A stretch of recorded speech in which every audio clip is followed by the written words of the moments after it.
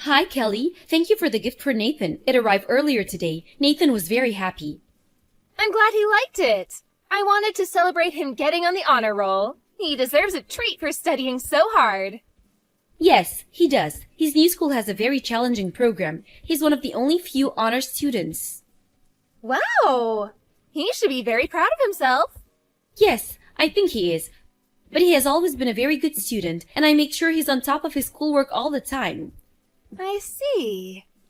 I was never good in school, so I can't imagine the hardship of an honor student. Remind me, how long has it been since you married my brother? It's been 3 years. I can't believe how time flies. Why do you ask? Well, shouldn't it be about time you two have kids? I mean, you wouldn't understand how hard it is to support children through school, would you? I guess not. Oops, I forgot you can't have kids. You're barren from having some sort of illness when you were younger, right? Have I offended you? No, it's okay. It's true anyway. Oh, well, glad you're okay about it. But it must feel awful you can't even hold your own child. My brother must be sad too. Dan and I discussed this way before getting married. He married me understanding my situation. Well, I'm sure he understands it, but that doesn't mean he's over it. I wish you two could know how wonderful it is to have children. It's great, especially when you have a smart one like Nathan. I agree Nathan is really smart. He has been good at everything he does, even as a little boy. I heard his new school is quite far. How's that going? It's fine, but the commute is quite long indeed. So we're considering to move closer to his school. Really? Does that mean Simon has to change school too? He's only in 4th grade, right? Would it not be hard for him to transfer in the middle of the semester? Why are you concerned about Simon? He can go to whichever school that's convenient. He's no good, unlike Nathan. Don't mind him. Oh, come on, Tara, you don't mean that. I understand Nathan is special, but you shouldn't disregard Simon. You don't have kids, Kelly. You don't understand what it's like. It's quite a nuisance when you have a stupid kid. It's a waste of time to look after him. How could you be so mean? Simon is your own child. My husband and I are happy as long as we have Nathan. I think Simon is supposed to have a test soon, and I already know he's going to fail it. Don't be so heartless just because he doesn't excel in school. And you really shouldn't call him stupid or a nuisance. Don't bully him. I can call him whatever I want to. You're so naive. Why do I have to pay attention to a kid who fails to please his mother? Don't you think it's a waste of time? Simon is only 10. How can you give up on him like that? He's full of potential. Blah, blah. See, this is what I mean. You don't get it. You can't be such a dreamer. When you have two, you just know. Know what? The smart one will always be smart, but the stupid one will always be a failure. I don't blame you if you don't understand. Like I said, you don't have kids. You shouldn't decide so soon. Maybe Simon is not doing well in school because of how you treat him. You're hurting his feelings. How many times do I have to tell you that I don't care about him? Chatting with you makes me tired. I have to go shopping now. I only needed to say thank you for the gift. Bye now.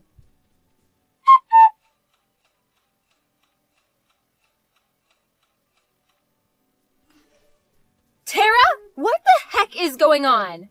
Huh? What do you mean, Kelly? Simon came over to my house alone, crying. He said you told him to get out. That you even locked the door? Oh, that. He went to your place, huh? What do you want me to say? Sorry for the bother? No, that's not what I want you to say. You actually told him to get out, it's true? Yes. So what? Do you need to kick him out too? You can if you want to. Let's say I take him back to your place. Will he be allowed back into his house? You mean my house? Hell no. What? Do you understand how hurt he is? Do you not have a heart? Why do I have to feel sorry for him? He's the problem here, not me. What exactly is the problem? Do you remember the last time we spoke? I mentioned he was going to have a test, right? Yes, and? I told him repeatedly that he was not allowed to get a bad grade on the test, but of course, he does miserably. I had warned him. That's why you locked him out? Because of a test? You are unbelievable. It's called discipline. You do something bad, you get scolded. He's an idiot. I have to teach him a lesson. Enough already! Simon is not some kind of a pet. You don't call this discipline. He's 10 for crying out loud. Ugh, cut it off. Mind your own business, woman. None of this has anything to do with you. Of course it does. I'm his aunt. Dan is very concerned too. We're both Simon's family. Dan would say something like that. He's always has to be right like you. Anyone would agree you're being too hard on Simon. Oh, I know. Huh? Are you gonna stop bullying Simon? I have a better idea. I choose to focus on my special boy Nathan. You can have Simon. He's no good for me. You can raise him. What? It's a win-win, you see. A barren couples get a kid, and I get to focus on the better one. Are you serious? He's your own son! It's okay. I really have had enough of his stupidity already. And it's perfect, isn't it? You get to try your hand at raising a kid. You know what? Fine, we'll raise him, but no second thoughts. Oh, I definitely won't have any. We're getting ready to move closer to Nathan's school anyway. You can officially adopt him, and we can just cut all ties. Yes, I think that is best for Simon. And for me and Dan, too, since we won't be obliged to you in any way. But don't you dare act like his mother ever again. I won't, I'm sure of it. I only want Nathan. He's the special one. Okay, great. So we're all set. I'll set up the papers and send you his stuff later on.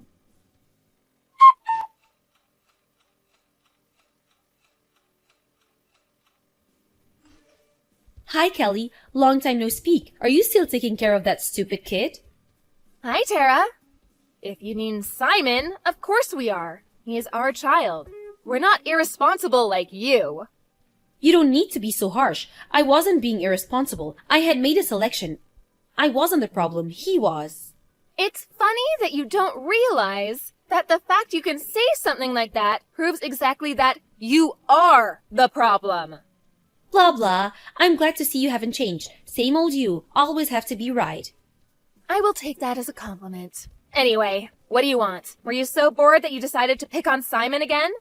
Because if it is, I'm not wasting my time on a bully like you. No, I don't give a damn about him. I just wanted to let you know that my baby Nathan has started his own company. I heard. He's been preparing since college. Huh? How do you know that? He's been getting advice from Dan. In case you don't remember, Dan has been in the same business for years, so he wanted to hear what Dan thought. How come I didn't know that? Oh well, whatever. But you don't think Nathan is so special? Yes, he is. Congrats. That's it. Congrats. He just finished college, you know. Starting a company so young. I mean, do you see how amazing he is? He is absolutely amazing. I'm very proud of his accomplishments. But that's all him, not you. Don't be so silly. Nathan is amazing because I raised him well. I was a great mother. He's where he is today thanks to me. You actually think so? Well, believe what you want. I really don't care. Oh, you're so boring. Are you jealous because you're stuck with the stupid one? Aw, that's too bad. Simon is not stupid. In fact, he's doing very well. You don't know anything about him. Doing well? You're so funny. If you don't think that he's stupid, you must be cuckoo too. Hilarious. You can say whatever you want to. One day, you will see who the real idiot is. You'll be barking like a dog by then, crying for attention. Like I said, Kelly, don't be so jealous. You're making yourself look silly. It's clear for everyone. A baron like you deserves a failure like Simon. Don't you agree you were perfect for each other? That we were. In fact, I'm not sure if I ever deserved a great kid like him. And for that, I thank you. You're welcome. As miserable as your life may be, good luck. I will keep my fingers crossed for you. Goodbye.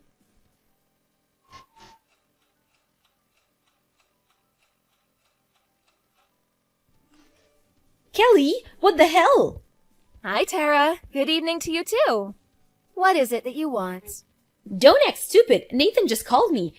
He said he wants to cut me off and that he's moving into your house. What the hell did you do to him? I didn't do anything. He is making his own decisions. Decisions? Why the hell would he move in with you? I don't understand. You don't? Like, you actually don't get it. See, that's exactly why he's cutting you out. Excuse me? Are you trying to pick a fight with me? I've never done anything to deserve this. Then why is he, huh? If he really thinks his parents are important to him, I'm sure he wouldn't decide to cut you two out. You must have brainwashed him, or else this is impossible. He would never. Never, huh? Why so sure? He always did well in school because of me. He went to great college because of me. I kicked his brother out so I could focus on him, to give him the best environment. I've done everything for him. He should be thanking me. Was that really for Nathan? Did you really consider his future? Were all your actions for him? Of course, I have dedicated my life for him. I have given him everything I could as a mother. Everything was for him. No, it wasn't, Tara, and you know it. It was all for yourself. Can you not read? I said I did everything for Nathan. You wanted his brand. You wanted to think you were the successful mom that raised a successful kid. Nathan was merely a trophy for you. I don't need a failure like you to understand. I only need Nathan to understand what his mother has done for him. Well, Tara, unfortunately, Nathan says he does not. What? Nathan said? You liar! Truth hurts, doesn't it? First of all, you need to realize that you don't understand Nathan. You have forced him to do whatever you want him to do, rather than what he wants. You don't know what he wants. You don't know anything about him. Of course I do. I gave birth to him. No, you don't. You don't know how Nathan felt growing up in your house, or how he perceived you and your husband. You would never understand. Like you're any better? A baron like you? What do you know? I know better than you, at least. First, let's rewind a couple years. Why the heck would you think Nathan was okay with his little brother getting kicked out? Do you think Nathan was okay about you bullying Simon? What are you trying to say? Nathan never loved you and your husband all this time. Because you treated Simon horribly. And you even kicked him out when he was only 10. Deep down, Nathan has hated you both. I don't believe you. Nathan has been a good, obedient child. He has studied hard just as we wanted him to. Nathan was terrified that you'd kick him out too if he didn't. He knew he was helpless if he got kicked out. So he tolerated you and your husband until he could support himself. But why would he move in with you? You can pay for his own apartment now. You mean nothing to him. I guess it's that bad for him. He wants to get away from you immediately. But also, he wants to spend time with his business partner. What business partner? Simon. You really don't know anything, do you? Nathan has started a company together with Simon. What? With that idiot? He's not good enough to be running a company. He doesn't have the brain.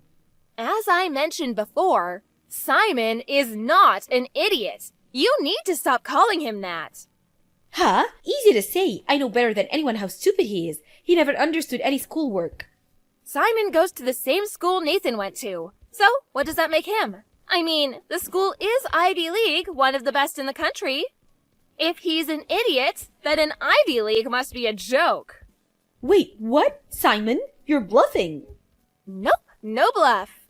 After he began to live with us, he did great in school. He was always an honor student.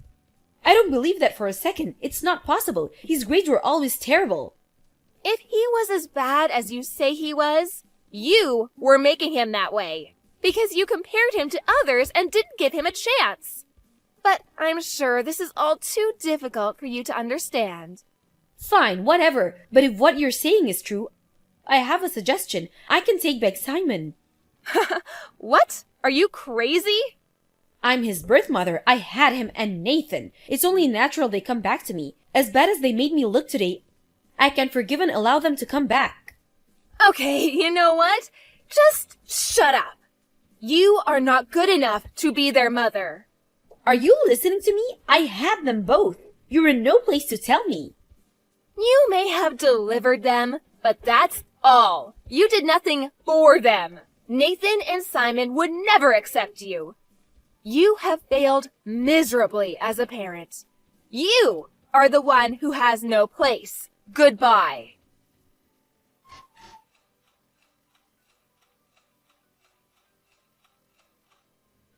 Afterwards, Tara and her husband came to our house enraged, but Nathan and Simon refused to talk to them. Nathan and Simon told their parents that they never wanted to see them again. They said they would call the police if the parents ever bothered them. Tara was completely shocked and lost for words as Nathan refused her. Everything she believed she had done for Nathan went down the drain. Later on, I heard that she never got herself back, and that the relationship between the couple was ruined as well. The siblings stayed with us for a while, but as their business quickly became a success, they soon found a nice apartment to live together. Dan and I miss the boys, but they come by often to see how we're doing. Simon, as he always has, treats us as his real parents and continues to care for us. We despise Tara and her husband, and how they have treated the boys, but we're thankful for them for giving us the best sons any parents could ask for.